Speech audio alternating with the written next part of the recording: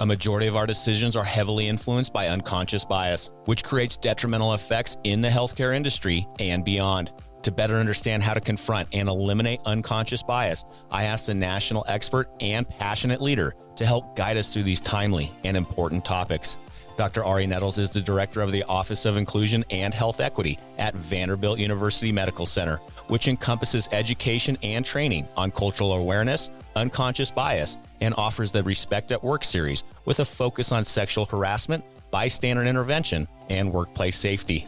Join me in this episode to learn more about the curriculum that Dr. Nettles and her team created and how it can help generate better workplace culture for health practitioners and better health outcomes for the patients this industry honorably serves.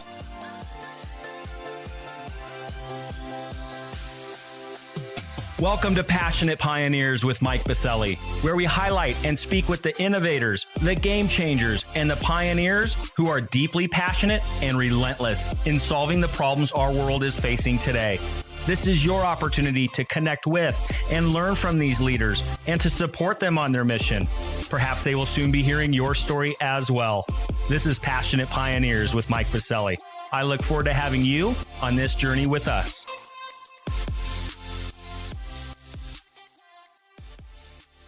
Hi, Dr. Nettles. A very warm welcome to our podcast. It is indeed a pleasure. Thank you so much, and good morning to you. Well, after receiving a very passionate note from Dan Kendall, the founder of the Health Podcast Network, that you would be a perfect guest for our podcast, I knew we had to have you on. So before we dive into your journey of establishing the Office of Inclusion and Health Equity at Vanderbilt University Medical Center, a bit of housekeeping. While listening to any of our episodes, please make sure to join our free online community at passionatepioneers.com in order to share feedback and ideas and interact with the global ecosystem. And lastly, please take a moment to subscribe to the podcast so you will automatically receive episode updates in your podcast player. Simply search Passionate Pioneers with Mike Biselli in Apple Podcasts, Spotify, or wherever you listen to your podcasts. All right, Dr. Nettles, it's almost time to learn more about the booster shot you administer to groups before big hiring decisions and so much more. But first, I'm going to randomly select a question to an icebreaker so we can get to know you a little bit more personally. Let's see what comes up here. Ooh, now I'm Italian, so I'm all about food.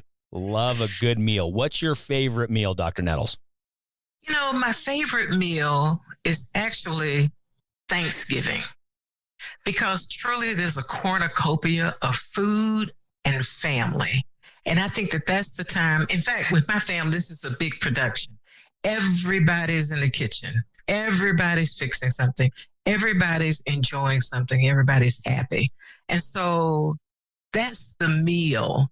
I see it as one thing. Now, you know, we have everything from turkey, vegetables, ham, and there are a lot of stories about everything we eat. So it's just a lot of fun. And, you know, it's one of those things where I love to cook. I love trying out new things. And I love that ingredient of love that I put in there. And so that makes everything so special. That's my secret ingredient. I just shared it. So, you know, now everybody knows. There it is. Sprinkling love on all the food. That always makes it a home run. I'm a big fan of Thanksgiving myself. Actually, that's my favorite holiday. There is nothing better than, you know, being with family and friends, cooking a huge meal. Quick side story, about a number of years ago now, it was a long while ago, we deep fried a turkey. Now, warning, and make sure you take these tips. Keep the deep fryer away from the house. We darn near lit the grass on fire. It's a dangerous affair, but man, did it turn out good. Well, I know that that is an excellent piece of meat by doing that. But, you know, I kind of like the simplistic way of doing things. And that takes too many steps and too much supervision. So I have a recipe, and I love the networks, the food shows and so forth. But there's a recipe where once you put it in, you don't do anything and it just falls off the bone. And so that kind of thing makes me very, very happy. So, well, and then, you know, when you sprinkle the magic ingredient, a little love over it, of course, it's going to turn out amazing. Absolutely. Oh. You know, you had a funny story, but one thing I did notice that prior to, I'm a cancer survivor. And so prior to going through treatment and chemotherapy, I couldn't tolerate red wine. But after my treatment, I enjoy red wine. So I'm really excited about that. So I treat myself to a glass of red wine every now and then. So that's really fun. But coffee is indeed my choice. Well, good for you. To add to my meals. Well, and I'm sure you're getting up early to cook those Thanksgiving meals. So you're going to have some coffee to start the day. Oh, I start days. I start weeks. So, this is a production. Good. It really is a production. Well, I love it. Well, Thanksgiving meal it is, sprinkled with love across the entire dining table. I love it. Well, Dr. Nettles, we have so much to cover today, so much important work coming out of your camp, the work happening, the mission over at Vanderbilt University Medical Center in Nashville. But it goes back a bit, and I want you to be able to share the story with our community. It's now been almost a decade where you established the Office of Inclusion and Health Equity at VUMC. Can you take us back on that journey, how it even got going? You were doing this work even before it was cool or even before we had terms around it, right? So if you could, yes. If you can take us back on that journey a bit, share with us how this came to be, and then we'll get into kind of current state. What are you and the team working on right now, how it's being impactful, and then we'll also look future state as well. But let's go ahead and rewind that clock. Take us how this even got established in the first place. Well, I'm going to take you way back to when I was a little girl. And my mother bought me this black doll. Now, I'm about 4 years old, and the doll and I are about the same height. But she was very determined that I have a doll that looks like me because there were no dolls that were available. And so it's just like yesterday, when I got this doll, I was just so excited, loved her so much. And, my mother said to me, this is how I love you. This is what I feel. And, you're smart. I mean, my mother was my cheerleader for sure. But she also said, there will be people who do not see you the same way that I see you. And so I know that she was primarily talking about race. But indeed, fast forward a few years, I was bused my sophomore year in high school, having grown up in a segregated world, Black church, Black neighborhood, Black schools, whatever. And I was bused to the predominantly white school. And that was at that point where my skills and abilities were questioned. Up until then, my skills and abilities had been embraced and doted upon, and lots of good stuff that, that comes with that, accolades and so forth. And I've always been a very, very good student, but, I've been taught that if you do your best, it will be recognized and you will move forward. So I worked my way up to number 9 in a class of 400. And so one day I had an opportunity to apply for a scholarship by writing an essay. And so I submitted the essay, and the essay letter came back saying, yes, you have been awarded this scholarship for the essay, but we need a picture. We need a picture of you. So I sent it the picture. And about 2 days later, I get a letter saying scholarship rescinded. So it was very clear to me what my mother had been telling me all along and been preparing me for, that even though my essay won, my picture obviously lost. Well, there's so many stories in between, but what really resonated to kind of the jumping off point that really got me to where I am here with the work that I'm doing. My husband and I are both academicians, and so we had taken faculty positions at a major university a couple of decades back or more. And we just had 2 of our daughters at the time. We were a young family and so forth. And I thought, well, this is great, with this opportunity and so forth. And we've always loved the adventure. But with that, there were no family and friends. I mean, totally new kind of an adventurous pioneer effort. And so our daughters were 1 and 4. And so shortly after getting to this new place, my husband had to leave to go on one of his research trips that took him out of the country. And so I'm still trying to figure out how to get to the grocery store as well as to my office in the university and get the children to daycare and so forth. Well, I noticed that my youngest child was not feeling well. And so the only thing I knew was to go to the emergency department. at this major university because they had a university hospital. And I said, this is the best place to go. So I show up with my two kids because I don't have anyone else for my older child. So we're sitting in the waiting room, and then finally we get back. So then the chief resident came in, and no eye contact, why are you here? And I'm thinking, whoa, that's a little bit. And then I begin to say what I'm here for. And then she looked and said, my other child couldn't be here. And I'm thinking, well, how in the world I'm going to do this? I mean, I have no choice. So then, who is your pediatrician? And I said, well, I don't have one. And then things changed. I got the lecture. You realize you don't use the emergency department for a clinic. You realize that good mothers have pediatricians. And it went on and on. So my respect factor was going down. My trust factor was going down. My anger factor was really kind of heating up there. But I knew I had to remain calm because I needed help for my child.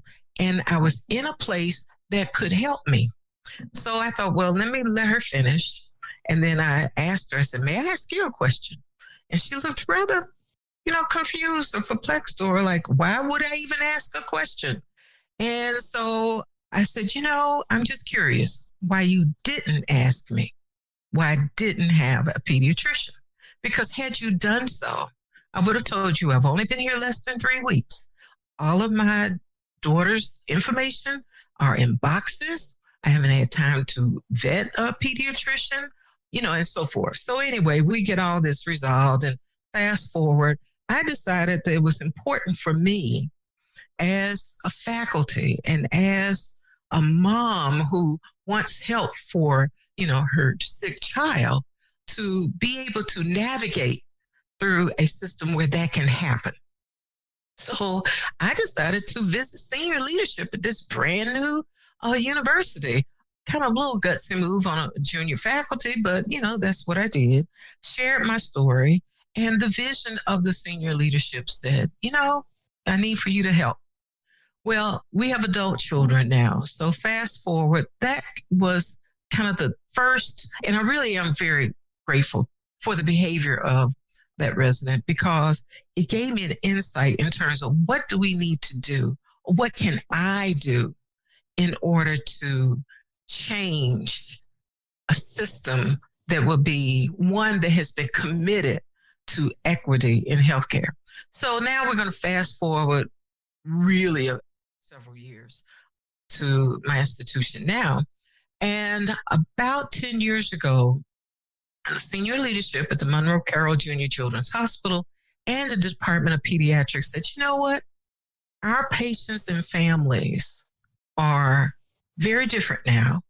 We have to embrace their differences, what they bring to the table, different cultures and languages and so forth. Also, our faculty and staff, we are different. We need to make sure that we are welcoming, that we are culturally aware, culturally sensitive. And so figure out how to go about making that happen. So, I had an opportunity to attend the Disparities Leadership Program that is out of Mass General Hospital, Harvard University, where we actually developed the model for the Office of Inclusion and Health Equity. This is a year-long executive leadership training program. And a lot of on-the-ground work with visiting, 16 entities across our campus, the medical center, to identify what our needs are. What is this sense of urgency that we knew about? But how can we go about it in order to make some changes? And how can we get the buy-in to do this?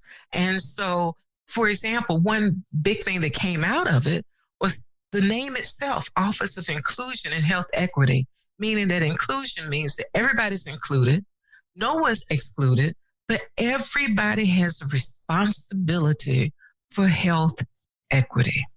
And so the name itself sets up this mission that we have. So the office was established with 4, I find, very simple initiatives that reaches across groups and across our enterprise. One is education and training. And education and training that is evidence-based, education and training that, will certainly have an impact on changes in behavior. So education and training. The second one is through education and training, we will be able to elevate patient satisfaction and improve patient communication. Third is to develop a strategic plan or sustainability where this becomes part of the fabric of who we are and what we're about in terms of patient care, to be able to be better communicators and to be able to be thoughtful in cultural awareness and cultural sensitivity and the like. And then fourth, to be able to replicate this throughout our enterprise and throughout other places and so forth. And I will say that the Office of Inclusion and Health Equity has been replicated at Boston Children's as well as Alfred Nemours Hospital in Delaware. So I'm really excited about that. And then we also, from there, we've been able to form what is called the Pediatric Health Equity Collaborative, which is about 10 children's hospitals in the U.S. and Canada in partnership with the Disparities Leadership Program. So a lot of things have grown from it. But the point that the medical center made a commitment to, this is how we want to be perceived and understood and practiced, that we are welcoming and that we are learning that this is a partnership, but this is part of the fabric of who we are and what we are about. So we've been able to establish over time, and it's been quite a journey because I still have a clinical home with a clinical practice in developmental medicine and cleft craniofacial, where I'm the psychologist for that. But we've developed quite a curriculum. We're face-to-face curriculum for like a 2-hour unconscious bias training program.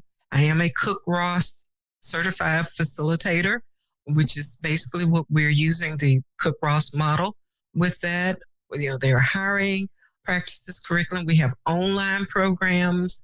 We've developed quite an extensive respect at work where we're now, looking at eliminating sexual harassment and just different educational practices that are going to enhance everyone. Well, and the bottom line, excuse me? Oh, please go ahead, because I was going to ask some questions on that. I want to stay there for just a moment, but my apologies. Carry on. Oh, no. Go ahead, because I'll go on a tangent. I forgot that you have to ask me questions. Oh, no worries. Hey, you're passionate about it. This is what I love. This is why you're here, right? This is what we need, more leaders like you out there and have these stories shared. So thank you for that, Dr. Nettles. But, one area I want to focus on is current state. 2020 has been a year that none of us will ever forget or maybe have ever experienced in our lifetimes. You mentioned all of the breadth and depth of the curriculum that all of you have created and are deploying out with across the country and across the world. Is that curriculum being adjusted? Is it more needed than ever? What does this curriculum look like when you start putting it in the face of a pandemic? When, we notice that a pandemic has laid bare the massive disparities that our healthcare system has in this country and beyond. And then, of course, social injustice. We had all of the social unrest and unease over the summer. How does all of that play into this very just unbelievable and unprecedented year that was 2020 versus what you have all created with the Office of Inclusion and Health Equity? That's an excellent question. I applaud the senior leaders for having that decade ago vision, because we were prepared, I guess. How there's preparedness and emergency preparedness, but we were prepared. And this was slowly, because believe me, I would have wanted things to move so much quicker, but we were at a stage where this was the right time, the right thing. We had in place what was needed for everyone. So we're really in a good space.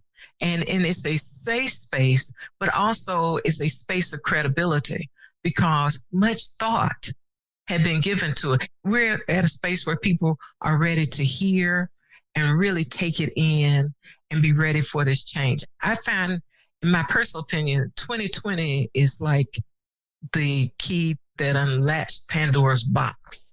We know that in the Greek myth, Pandora opens this box and all the ills of humanity flies out. But there was one thing that Pandora was able to capture that we don't hear very much about in the story, and that was hope. And to capture that hope, which allows us the opportunity to heal and to repair and to change. Well, and so that's where we were at this point. So not only do we have the pandemic of COVID-19, but we've had a silent pandemic of 400 years, which has been the racism and injustices all along. So this was just, everything exploded, but now it's an opportunity to really put it together where people can see that it's okay to work on it now. It's okay to talk about it, and it's okay to address it, and people want to. And you're spot on. We're definitely seeing more of the attention on this, and it is needed now more than ever. But to your point, it opened up this Pandora's box. It gave us the opportunity to start exploring this. And so you really teed me up for my next question. Given that 2020 really opened up that box for you and your work and your colleagues' work, what does the future look like for the next 3, 6, 9, 12, 18 months? Typically, I'd ask, what's it look like for 3 to 5 years? But we don't even know what next week looks like because life's changing so fast. What does this kind of future state look like now, given this unprecedented time that we're in? Well, one thing that I have been challenging our enterprise, and we've had to figure out how to do things differently, where we've been used to doing face-to-face and whatever, now we have virtual platforms and so forth.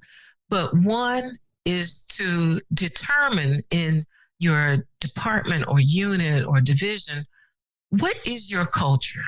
And that everybody should be able to say, what is the culture? And it could be something is that we know everybody's name. We know our colleagues' names. We introduce ourselves to our patients. We make sure that our patients and families know our names and we know theirs. We pronounce them correctly. I mean, it could be something as simple as that. But think about, how do you see yourself as a division? Then how can we maintain the conversation? My office can provide the education and training. There'll be something that's always available that can be worked on, and we take it to the next step. The medical center has made a commitment in their 4 strategic directions, which is to make diversity and inclusion intentional. And so we have systemic buy-in, those kinds of things. So it's a matter of keeping that conversation going. But more importantly, how can we keep that conversation going in a safe place? How can we keep that conversation going with respect and trust? And we all know if there's no respect and trust, things are not going to happen. Patients are going to pick up on it. There's something, Amy Cuddy's work, out of Harvard said, when you first meet people, that you don't know, you size them up, how warm they are and how competent they are. And I think that is extremely relevant, in the work that we have to do in our medical system. And so those 2 things translate into respect and trust. So those are the basic things to maintain the conversation. Has it been a long time to get here? Yes, that's symbolic of how long it takes.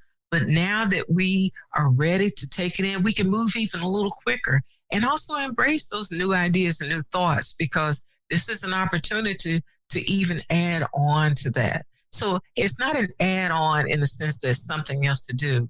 It is clearly added value, which has always been what the Office of Inclusion and Health Equity has always suggested. This is added value. And from a financial standpoint of view, but also from, this is the place you want to come to work every day, because you know that you're doing what your commitment has been, which is to provide equity in healthcare to those who need to get well and to heal. Yeah, and to mention about maintaining that conversation, that is one of the biggest needs right now, is to continue to keep the momentum going forward. And in a moment, I'm going to ask you where our community can connect with you in order to do exactly that, to maintain this very important conversation, and even more importantly, to get involved. But before we go there, Dr. Nettles, what is one problem, need, or question that you and your colleagues have that our community can contemplate and help you with? Well, I'd just be interested to know how the community addresses it systemically. How do you introduce it? How do you maintain it? And just basically, what kinds of things are being done in other places? I have a pretty good sense of what's being done, and I'm very, very excited about how we are taking our approach to focus on the individual, because really that's the common denominator. And also those intricacies of how we can address, bias and cultural awareness and so. But what's going on in other places, and how can maybe we collectively move forward together, given that we're in a different space, different time, and have different opportunities for appreciation and a commitment to work. I love it. And this is what, as an aside, Dr. Nettles, this is why I love spending time with my friends in the academic arena, because you are always so open-minded to other ways and other techniques or other lessons that others have. So thank you for continuing to reaffirm that for me. I just love spending time with my academic partners. You guys, you continue to push us, continue to think in different and unique ways. And I know that our community has some of those different and unique ways that maybe you guys haven't thought of or haven't been working on yourselves. So to our community, head over to passionatepioneers.com, our free global online community. There will be an entire article for Dr. Nettles' episode where you can give her some feedback and some insights on maybe what you are doing, what is working, what's not working, and how we can continue to work together. Additionally, we'll have Dr. Nettles' contact information in the episode notes of your favorite podcast player. Just simply scroll down and you'll be able to connect with Dr. Nettles there as well. And speaking of connecting with you, Dr. Nettles, where are some points online that we can find you? Social media handles, websites, all of that good stuff. Where can we find you? Well, my daughters will just freak out because what I'm going to say is that I rarely use social media, but I am changing. And so even for using the different virtual platforms, I've been teaching myself since early March. So I'm getting on board, but that's a possibility that I will have that up shortly. However, the Vanderbilt Health DNA podcast, you can follow that at VUMC_insights on Twitter. The email address that you can contact me would be diversity.inclusion@VUMC.org. And then also the Office of Inclusion and Health Equity website on the Vanderbilt University Medical Center site can be found there. Excellent. And one more plug for your podcast. We are both esteemed members of the Health Podcast Network. So from one member to another, kudos there. You guys are doing phenomenal work with your podcast. To our Thank community, you can head over to healthpodcastnetwork.com to find Dr. Nettles' podcasts, ours, as well as many other incredible and thought-provoking podcasts around health, healthcare, and innovation. So thank you for that, Dr. Nettles. Now we're going to start closing it out. One of my favorite segments of Fill in the Blank. Go ahead and fill this in for us. It's, I'm a passionate pioneer because? I am a passionate pioneer because I appeal to the best in others, and I follow that myself with something that I grew up saying every day of elementary: good, better, best. Never let it rest until good is better, then your better is best. Oh my gosh, you gave me goosebumps. That was so cool. Thank you for sharing that. And thank you for tying it all together where we started on this podcast with you being a little girl and then finishing it with what you continue to tell yourself throughout your life. So beautiful. Well, Dr. Nettles, thank you so much for being with us today, for sharing your truth and your passion and your mission with all the wonderful work that you are helping lead, especially now during these trying times for so many of us. We look forward to continuing to share in your journey and look forward to being and working alongside you. But for now, thank you for being with us this morning. It was indeed a pleasure, and thank you.